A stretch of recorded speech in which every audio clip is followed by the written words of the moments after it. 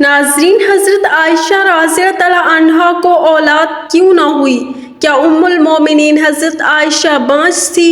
بسم اللہ الرحمن الرحیم۔ شروع اللہ تبارک و تعالیٰ کے نام سے جو بڑا مہربان نہایت رحم کرنے والا ہے۔ رسول اللہ صلی اللہ علیہ وسلم مسلسل کئی راتیں بھوک کی حالت میں گزار دیتے۔ آپ صلی اللہ علیہ وسلم کے ازواج کو رات کا کھانا نصیب نہ ہوتا اور اکثر و بیشتر ان کی روٹی جو کی ہوا کرتی تھی۔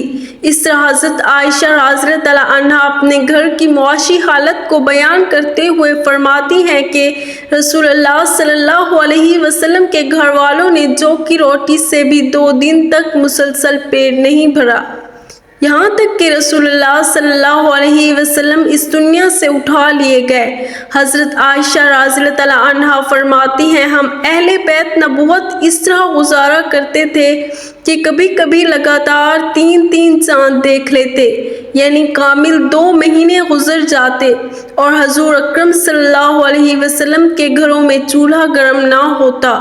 اور حضرت عائشہ رضی اللہ عنہا کے بھانجے حضرت عروہ نے پوچھا کہ پھر آپ لوگوں کو کیا چیز زندہ رکھتی تھی؟ حضرت عائشہ رضی اللہ عنہا نے جواب دیا، بس کھجور کے دانے اور پانی۔ البتہ رسول اللہ صلی اللہ علیہ وسلم کے بعض انصاری پڑوسی کے پاس دودھ دینے والے جانور تھے، آپ کے لیے بطور ہدیہ دودھ بھیجا کرتے تھے اور اس میں سے آپ ہم کو بھی دیتے۔ خود حضور اکرم صلی اللہ علیہ وسلم اپنی زندگی کی فکر و تنگی کا تذکرہ کرتے ہوئے فرماتے ہیں، اللہ کے راستے میں مجھے اتنا ڈرایا دھمکایا گیا کہ کسی اور کو اتنا نہیں ڈرایا گیا، اور اللہ کے راستے میں مجھے اتنا ستایا گیا کسی اور کو اتنا نہیں ستایا گیا۔ ایک دفعہ 30 دن رات مجھ پر اس حال میں گزرے کہ میرے اور بلال کے لیے کھانے کی کوئی ایسی چیز نہ تھی جس کو کوئی جاندار کھا سکے، بجاز کہ جو بلال نے اپنے بغل میں دبا رکھا تھا۔ ناظرین، مال و دولت کی اس طرح خطرناکی وجہ سے امت کو اس سے باخبر کرنے کے ساتھ ساتھ خود آپ صلی اللہ علیہ وسلم نے بھی اس سے دوری پسند کی۔ امت کے بارے میں ایک مرتبہ آپ صلی اللہ علیہ وسلم اپنی فکر کا ان الفاظ میں اظہار کرتے ہیں، مجھے تمہارے بارے میں یہ اندیشہ نہیں ہے کہ تم شرک میں مبتلا ہو جاؤ گے، البتہ دنیا کے بارے میں یہ اندیشہ ہے کہ کہیں تم اس میں منہمک نہ ہو جاؤ۔ نیز آپ صلی اللہ علیہ وسلم نے ارشاد گرامی ہے کہ ہر امت کے لیے کوئی خاص آزمائش ہوتی ہے، میری امت کی آزمائش مال ہے۔ حضرت علی رضی اللہ عنہ فرماتے ہیں کہ ایک مرتبہ حضور اقدس صلی اللہ علیہ وسلم کے پاس بحرین سے مال آیا۔ حضور صلی اللہ علیہ وسلم نے اسے تقسیم کرنا شروع کیا، لیکن ابھی تقسیم سے فارغ نہ ہوئے تھے کہ رات آ گئی۔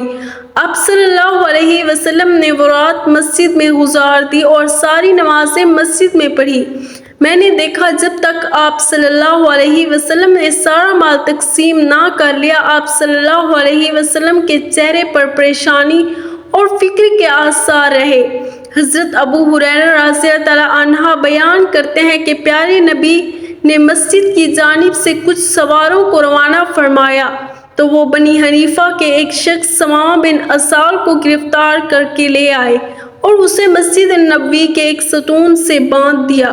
جب رسول اللہ صلی اللہ علیہ وسلم اس کے پاس تشریف لے گئے تو آپ صلی اللہ علیہ وسلم نے فرمایا، اے ثمامہ، تمہارا کیا ارادہ ہے؟ جواب دیا، اے محمد، میرا ارادہ نیک ہے۔ اگر آپ مجھے قتل کریں گے تو گویا ایک خونی آدمی کو قتل کیا، اگر احسان فرمائیں گے تو احسان پر شکر گزار رہوں گا، اگر آپ مال و دولت چاہتے ہیں تو جتنا چاہیں لے سکتے ہیں۔ نبی کریم صلی اللہ علیہ وسلم نے جواب نہ دیا اور واپس تشریف لے گئے۔ جب دوسرا روز ہوا تو آپ صلی اللہ علیہ وسلم نے فرمایا، اے ثمامہ، تمہارا کیا ارادہ ہے؟ اس نے وہی جواب دیا جو پہلے دے چکا تھا، اگر احسان فرمائیں گے تو ایک شکر گزار بندے پر احسان ہوگا۔ آپ صلی اللہ علیہ وسلم نے اسے دوبارہ چھوڑ کر چلے گئے اور اگلے روز پھر فرمایا، اے ثمامہ، کیا خیال ہے۔ کہنے لگا میں نے جو کہنا تھا میں کہہ چکا ہوں۔ آپ صلی اللہ علیہ وسلم نے حکم دیا ثمامہ کو چھوڑ دو۔ ثمامہ نبی کریم صلی اللہ علیہ وسلم کے اس حسن اخلاق سے اتنا متاثر ہوا کہ وہاں سے چلا اور مسجد کے قریب ایک باغ میں جا کر غسل کر کے مسجد نبوی میں آیا اور کلمہ پڑھ کر مسلمان ہو گیا اور کہنے لگا میں گواہی دیتا ہوں کہ اللہ کے سوا کوئی عبادت کے لائق نہیں اور محمد صلی اللہ علیہ وسلم اللہ کے سچے رسول ہیں۔ بے شک اے محمد خدا کی قسم مجھے روئے زمین پر کسی سے اتنی نفرت نہیں تھی جتنی آپ سے تھی، لیکن آج مجھے آپ کا چہرہ سب چہروں سے زیادہ محبوب ہو گیا ہے۔ خدا کی قسم آپ کے اسلام سے زیادہ مجھے کوئی دین ناپسند نہ تھا، لیکن آج میرے لیے آپ کا دین تمام ادیان سے زیادہ پیارا ہو گیا ہے۔ خدا کی قسم مجھے آپ کے شہر سے زیادہ ناپسند کوئی شہر نہ تھا، لیکن آج میری نظروں میں آپ کا شہر تمام شہروں سے زیادہ پیارا ہے۔ آپ کے سواروں نے مجھے گرفتار کر لیا حالانکہ میں عمرے کے ارادے سے جا رہا تھا۔ اب اس بارے میں آپ کا حکم کیا ہے؟ حضور اکرم صلی اللہ علیہ وسلم نے اسے بشارت دی، فرمایا وہ عمرہ کرے۔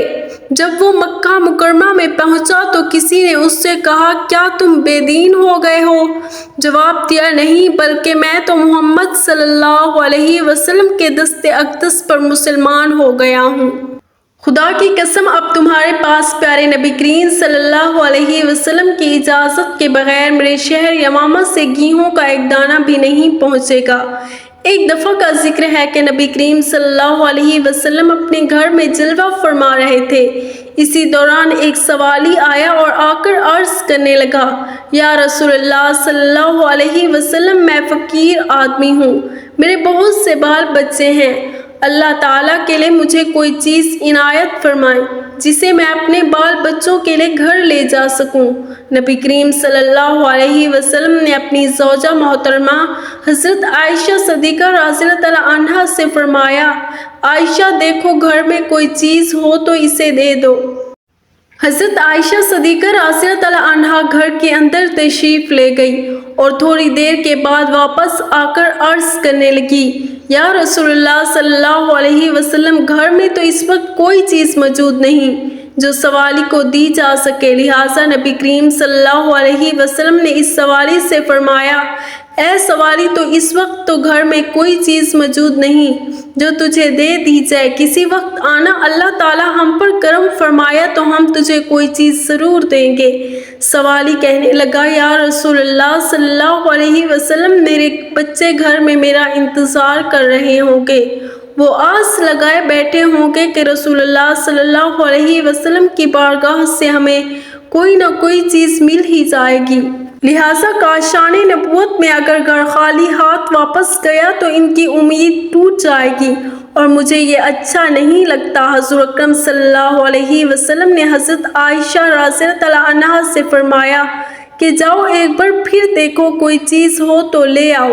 حضرت عائشہ صدیقہ رضی اللہ عنہا ایک بار پھر اندر تشریف لے گئی اور بڑی احتیاط سے گھر کا کونا کونا چھان مارا، لیکن کوئی چیز ایسی نہ ملی جو نبی کریم صلی اللہ علیہ وسلم اس سوالی کو دے سکے اور وہ در نبوت سے ناکام نہ لوٹے، لیکن کوئی ایسی چیز نہ مل سکی۔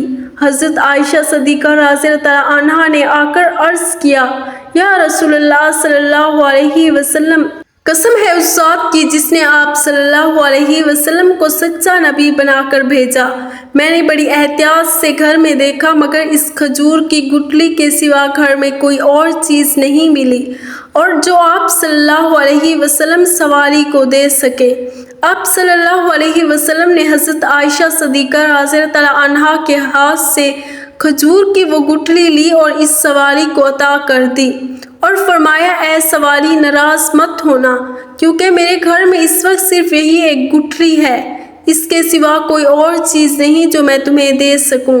اس سائل نے وہ گٹھلی لی اور گھر واپس چلا گیا۔ گھر جا کر اس نے کہا اللہ تعالیٰ کے نبی کے گھر میں بھی اس گٹھلی کے سوا کچھ نہیں تھا جو پیارے نبی کریم صلی اللہ علیہ وسلم ہمیں عنایت فرما دیتے۔ یہ سن کر وہ سب رونے لگے۔ پھر جب انہیں بھوک نے خوب ستایا تو بھوک کی وجہ سے نڈھال ہونے لگے تو اچانک اس آدمی نے وہی گٹھلی اپنے منہ میں رکھی اور اسے چوسنے لگا۔ اس نے محسوس کیا کہ اس گٹھلی میں سے دودھ اور شہد نکل کر اس کی حلق میں داخل ہو رہا ہے۔ وہ کافی دیر تک اس گٹھلی میں سے دودھ اور شہد چوستا رہا۔ تو اس نے اپنی بیوی سے کہا، بڑی حیرانگی کی بات ہے کہ اس گٹھلی میں سے دودھ اور شہد نکلتا ہے، لو تم بھی چوس کر دیکھ لو۔ یہ کہہ کر اس نے گٹھلی اپنی بیوی کو دے دی۔ اس نے وہ گٹھلی منہ میں رکھی تو واقعی اس میں سے دودھ اور شہد نکلنے لگا۔ اس طرح جب وہ سیر ہو گئی تو باری باری سب گھر والوں نے اس گٹھلی کو چوس کر دودھ اور شہد سے اپنی بھوک مٹا لی اور اللہ تعالیٰ کا شکر ادا کیا۔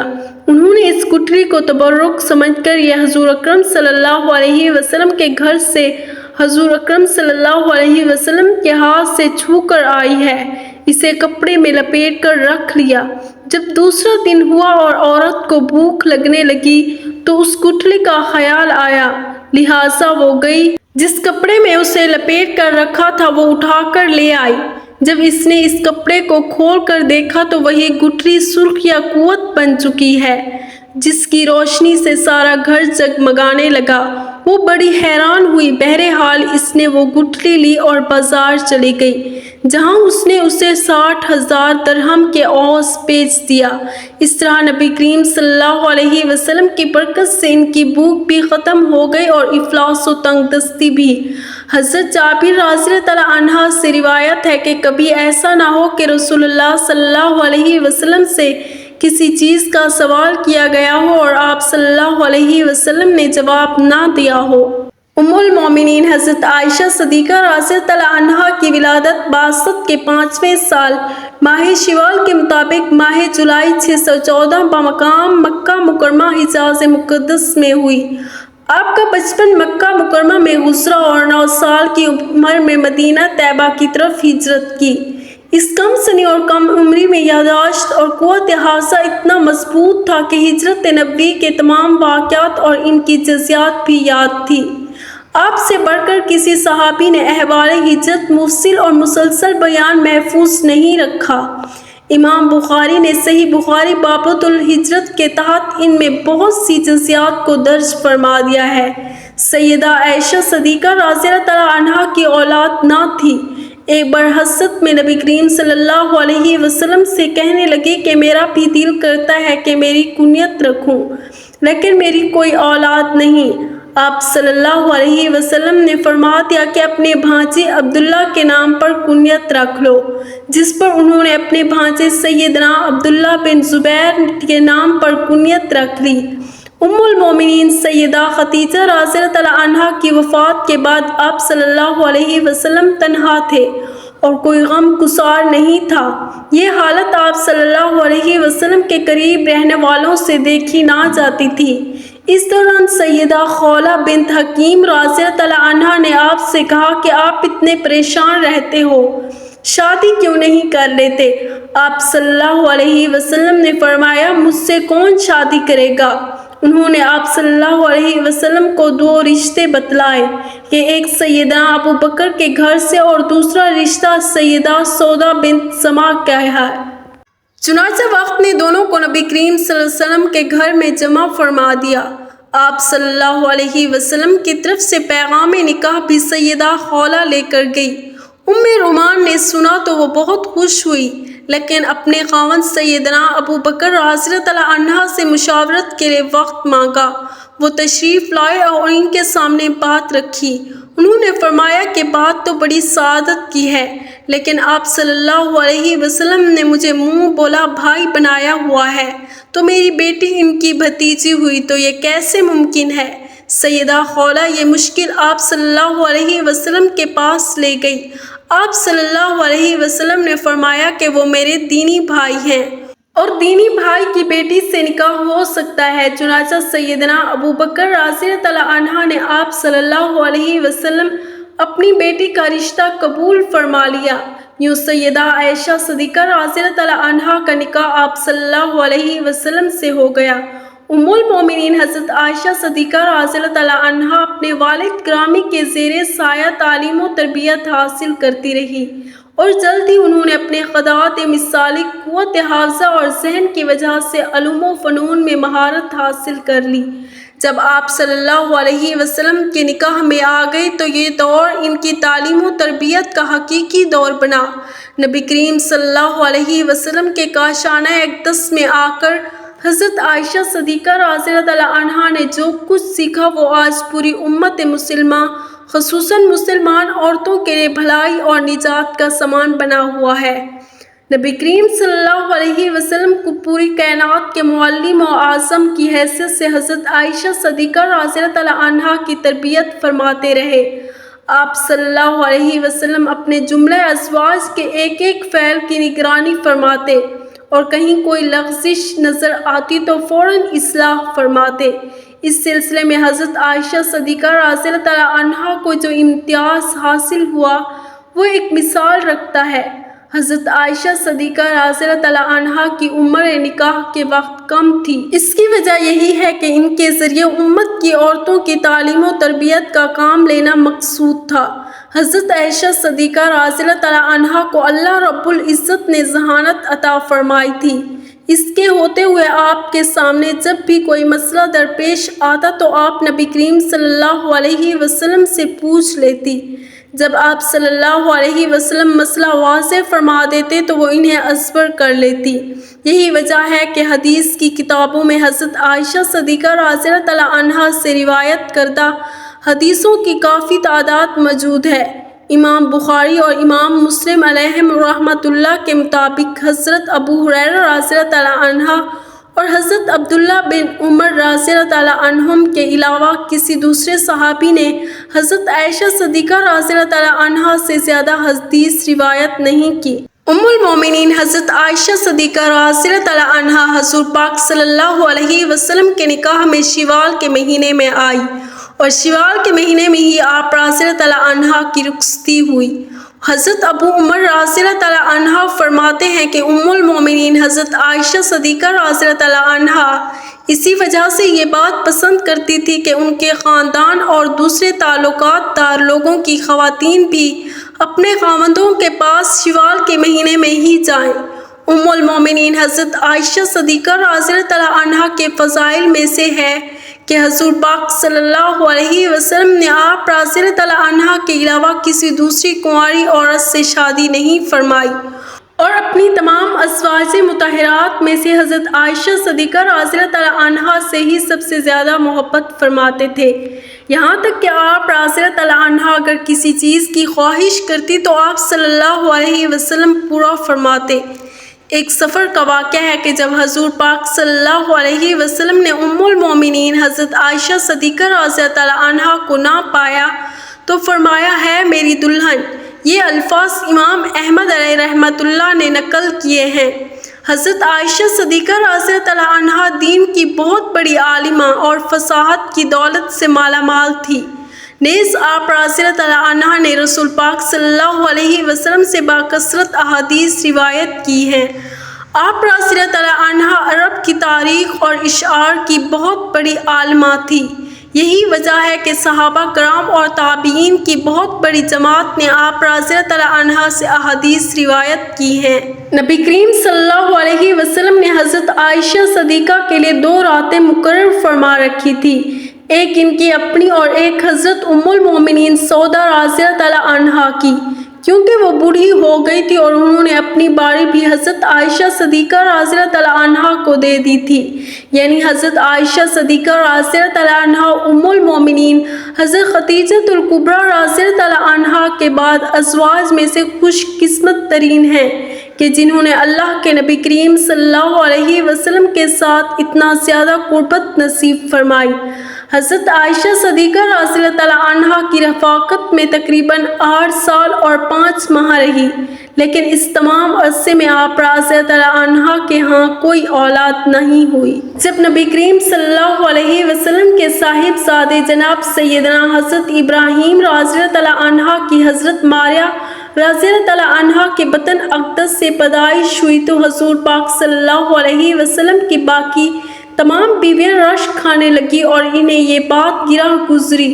حضرت ابو جعفر رضی اللہ تعالیٰ عنہ سے روایت ہے کہ رسول پاک صلی اللہ علیہ وسلم نے کچھ دنوں تک حضرت ماریہ کے پاس نہ گئے، کیونکہ آپ صلی اللہ علیہ وسلم کی باقی ازواج پر وہ گراں گزرتی تھی، ان پر رشک کھاتی تھی، مگر ان سب میں سے سب سے زیادہ رشک حضرت عائشہ صدیقہ رضی اللہ تعالیٰ عنہا کو تھا، کیونکہ وہ بے اولاد تھی اور انہیں اولاد کی شدید خواہش بھی تھی۔